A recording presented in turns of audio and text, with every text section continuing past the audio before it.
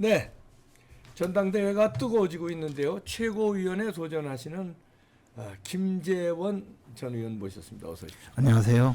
아이고 뭐 너무나 유명하셔서 방송도 많이 하시고 입담이 우파 중에서는 뭐 손에 꼽는 그건 아니고요.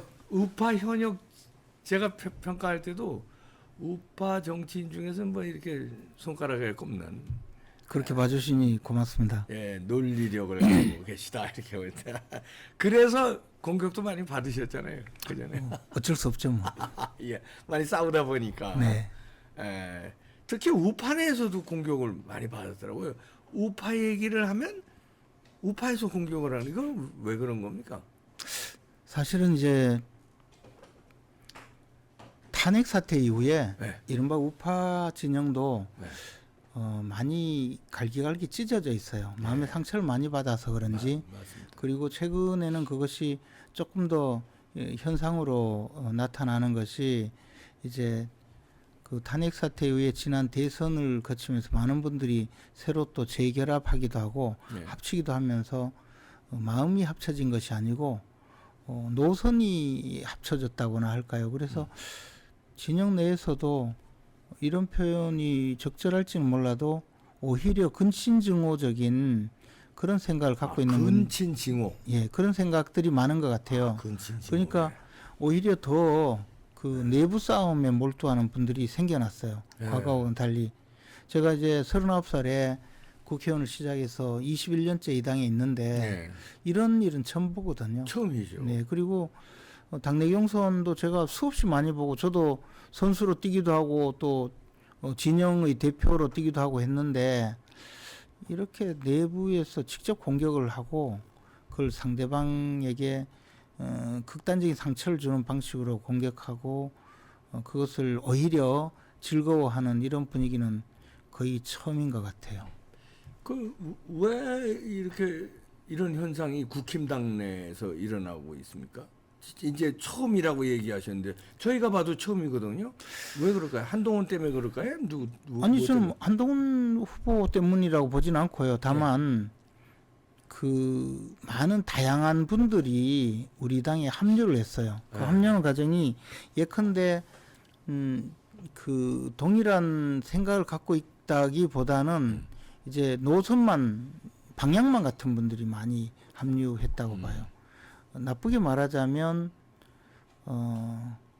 좌파 진영에서 합류하지 못한 분들이 대안으로 우파 진영으로 와서 그 많이 그 활동을 하게 되었는데 그분들을 합류하게 만든 것이 정말 우리가 필요해서라기보다는 일종의 우파 개혁이라는 측면을 좌파 수혈을 통해서 우파 개혁을 하는 것이 멋있어 보이기도 하고 그것이 진정한 개혁인 양 생각하는 착각.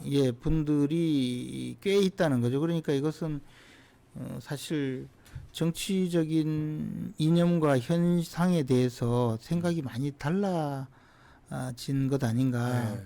그러니까 우리가 기존에 정당이라고 하면 정견을 같이 하는 사람들이 모여서 권력을 쟁취하고 그 권력을 통해서 이상적인 사회를 만들어 가려는 거대한 조직체가 정당인데 지금 그럼 정견을 같이 하느냐에 대해서 꽤 의심스럽게 생각하는 분들도 같이 이 활동을 하면서 이제 그런 분들은 자신들이 이 구체적으로 말하자면 당권을 잡아서 이 당을 자신들의 손아귀에 넣고 그것을 통해서 이제 자신들의 목적을 달성하려는 것 아닌가 그렇게 따지고 보면 이제 정당 내 싸움이 과거하고는 달리 적개심을 가지고 싸우는 모습으로 변한 거죠.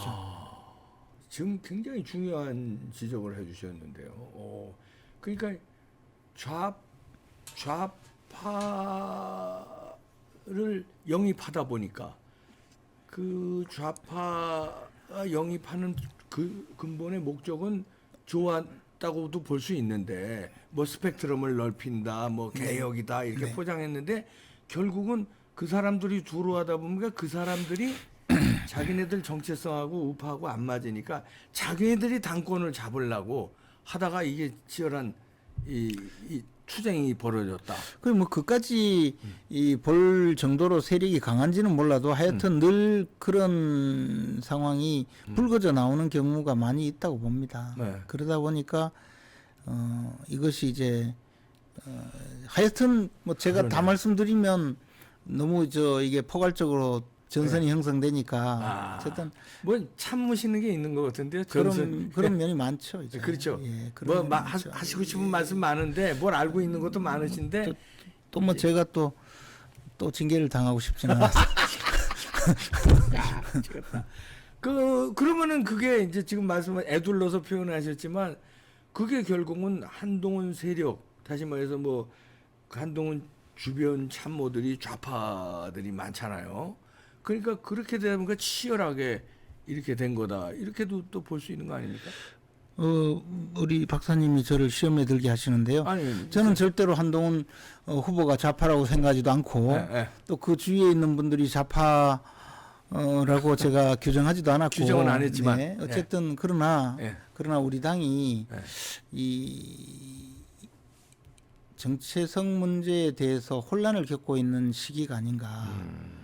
그것이 예를 들어 좌파에서 활동한 분들이라고 해서 우리 당에 오면 우리 당의 모든 노선에 따라라 이렇게 제가 요구하는 것은 아니지만 그러나 우리 당은 분명히 보수 정당이라는 것 그렇죠. 그리고 보수 정당의 기본 가치에 동의하는 분들이 모여 있다는 것을 좀 더 확인하고 했으면 좋겠는데 그것을 이제 자신들의 방향으로 끌고 가려고 한다면 자꾸 약간의 이 충돌이 생길 수밖에 그렇죠. 없죠. 예, 그것이 이제 또 보수는 좀 약간 더디게 움직이거든요. 그래. 좀 표현을 하자면 항공모함이 방향 트는 것처럼 네. 이렇게 움직이고 나중에 시컷 두드려 맞고 나서 보면 이거 진짜 좀 문제가 있었구나. 그때 가서 뒤늦게 알고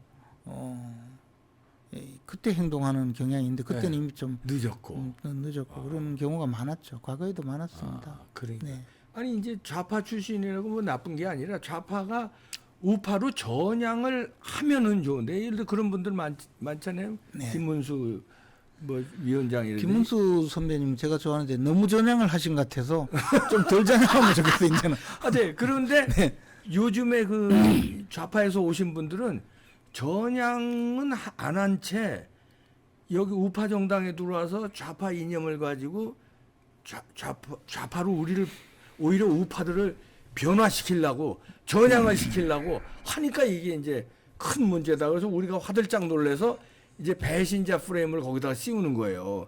너들 배신자 아니냐 이렇게 이제 하는 거예요. 그러다 보니까 이제 충돌이 일어나는 건데 익심 문제 디테일하게 좀 들어가면 문자를 읽고 씹었잖아요. 한동훈 비대위원장 시절에 5번이나 그거는 어떻게 평가하십니까? 아니 저는 한동훈 위원장이 그 문자를 보고 뭐 답안하는 거는 자유죠. 네. 그런데 첫째 하나는 그 김건희 여사의 문자 메시지를 보면 사과하겠다는 의사는 너무나 명백해요. 네, 그걸 가지고 뭐 사과할 의사가 없이 이런저런 구구절절 변명만 늘어났다 이렇게 이야기한다면 그건 거짓말이라고 봐요. 네, 그건 한동훈 위원장 거짓말한 거예요, 그건. 네. 근데 한동훈 위원장은 그렇게 기억한다 했으니까 기억이 뭐 그런 기억이고 실제로 늘어놓았다 이런 표현을 썼더라고요. 근데 뭐 그런 그렇게 거짓말이 아니라 그렇게 기억난다고 하신 거니까 뭐 거짓말인지 아닌지는 네, 알 수 뭐 없는데 하여튼 어쨌든 지금이라도 그 문제에 대해서는 명백한 거라고 봐요. 또 네. 두 번째는 진중권 교수가 뭐 나와서 이야기한 건데 제가 보기엔 진중권 교수가 그때 당시의 이 통화가 녹음이 돼 있거나 뭐 하여튼 아니면 기억이 정확하거나 어쨌든 진중권 교수 말을 100% 그냥 문자 그대로 들어도 김건희 여사가 그때 사과하고 싶었고 사과를 하려고 했는데 주위에서 여러 가지 사정상 사과를 못했다. 그래서 나 때문에 총선에 실패한 것 같아서 더 미안하다라는 입장이에요. 예. 그러니까 그 부분에는 김건희 여사가 그 한동훈 위원장한테 나 사과하고 싶다고 이야기했는데 답이 없어서 사과를 못한 것도 포함되어 있는 것 같아요. 그렇죠. 그러니까 진중권 교수 말을 그대로 옮기더라도 역시 김건희 여사는 사과를 하고 싶었고 할 생각이었는데 여러 여건이 안 되었고 그래서 사과를 못한 것이고 그러면 나 때문에 총선에 패배한 것 아니냐라는 그런 아쉬움을 말씀하신 네. 거라고 봐요. 네. 그러면 그냥 김건희 여사 사과를 할 마음이 있었고, 다만 한동훈 후보의 말씀대로 그때 당시에 심지어는 윤 대통령이 사과를 못하게 하는데 이런 문자 보내면 뭐하냐, 필요 없어, 이렇게 해서 사과에 대해서 반응하지 않거나 문자를 보내지 않았다면, 그럼 이거는 굉장히 개인적인 판단에 문제를 제기할 수밖에 없는 거죠. 그걸 뭐 사적인 대화고 사적인 측면에서의 사적 관계의 그 관계를 공적인 의사 결정으로 바꾸는 것은 잘못이다라고 이야기하는 거는 솔직히 저는 이해할 수가 없고요. 왜냐하면 가장 중요한 것은 설사 대통령이 사과하라고 하더라도 김건희 여사가 사과를 못하겠다 하면 사과가 안 되는 거잖아요. 그렇죠. 네. 또는 마음이 없는 사과가 되고. 근데 한동훈 후보님의 말씀이 맞다고 하더라도, 그러면 윤 대통령께서 사과하지 말라고 했는데 김건희 여사 나는 사과하고 싶다, 이러이러한 관계로 주위에서 사과하지 못하게 하는 측면도 있고, 과거에 내가 대선 때 사과를 했더니 지지율이 떨어지더라, 그래서 사과하는 점에 대해서 나도 마음이 하루에도 수십 번 수백 번 바뀔 정도로 오락가락한다 라는 그런 느낌으로, 네. 그럼에도 불구하고 당에서 결정해주면, 위원장이 하겠다는 결정해주면 내 사과하겠다, 그러니 판단이 달라, 그거잖아요. 네. 내가 걸림돌이 되고 싶진 않다는 거잖아요. 그렇죠. 그러면 한동훈 위원장은, 그러면 여사께서 지금 그런 진심이라면 대통령이 이런 사과를 하지 말자는 입장인데 이걸 어떻게 하실랍니까? 내가 대통령 설득해 드릴까요? 아니면 나 대통령 이제 만나기도 싫으니까 내가 그냥 폭로해 버릴까요? 아니면 우리 당에서 사과를 요구하는 결의안을 낼까요? 뭐 그런 정도의 이야기까지 구체적으로는 아니더라도 어떻게 도와드리면 되겠습니까? 저는 사과를 꼭 했으면 좋겠습니다. 그렇죠. 라고 그렇죠. 논의를 발전시켜 가는 게 정상적인 과정이거든요. 근데 그대고 뭐 사적인 관계 어쩌고, 난 그거는 뭐 말이 안 된다고 봐요. 그래, 이 판단 자체를 왜 그런 판단을 했을까가 걱정스럽고, 두 번째는 이 사후적으로 그 사실과 다른 이야기를 한 것도 굉장히 좀 걱정스러운 일이고, 마지막으로 보면 결국 그 이후에 대통령이 총선 패배 후에도 손을 내밀었잖아요. 식사 한번 하자고. 그렇죠. 안 간다고 했잖아요. 그것도 이제는 제가 보기에는 그런 정도로 서로 간의 관계가 완전히 단절되어 버려서 인간관계가 파탄이 난 것 아닌가. 그럼 당대표가 되더라도 대통령과 당대표가 이런 관계를 백일하에 드러냈는데 당이 어떻게 될 건가. 나는 그런 측면의 세 가지에서 굉장히 의구심이 들고, 이 문제는 후보께서 지금이라도 해결을 하는 게 좋다는 생각이죠. 해결은 어떤 방법이 있을까요? 첫째 하나는 일단 메시지 문제에 대해서 명확한 말씀을 하셔야 되는데, 더 이상 그 말을 바꾸지 않을 것 같아서 해결이 잘 안 될 것 같고요. 그럼 윤 대통령과의 관계라도 좀 더 복원시키는 노력을 할 필요가 있지 않을까. 근데 제가 보기에 뭐 밥도 안 먹겠다, 이거는 좀 완전히 이 거리를. 그런 식으로는 해결이 안 될 것 같은데요. 지금 아니, 그러니까. 계속 하는 거 보니까. 네, 그래서 쉽지 않겠지만 그래도 뭐 노력을 하면, 윤 대통령은 오히려 담백한 것 같아요, 지금도. 밥 한 번 먹자 하는 거 보면. 그죠? 그래서 이거는 그냥 넘어가서 이렇게 끌고 가면 우리 과거에 당대표와 대통령과의 관계가 나빠서 불행한 결과로 갔던 경우가, 우리 김영삼 대통령과 이해창 총재라든가, 그렇죠. 또는 김무성 대표와 박근혜 박근혜 대통령, 뭐 이런 여러 가지 이 과거에 이 아픈 역사가 있고, 특히 탄핵이라는 것까지 끌고 갔던 그런 사례가 있기 때문에 이 부분에 대해서는 정말 노력이 필요한 측면이고, 유권자들인 당원들의 의구심을 해소하는 노력도 필요하다고 봅니다.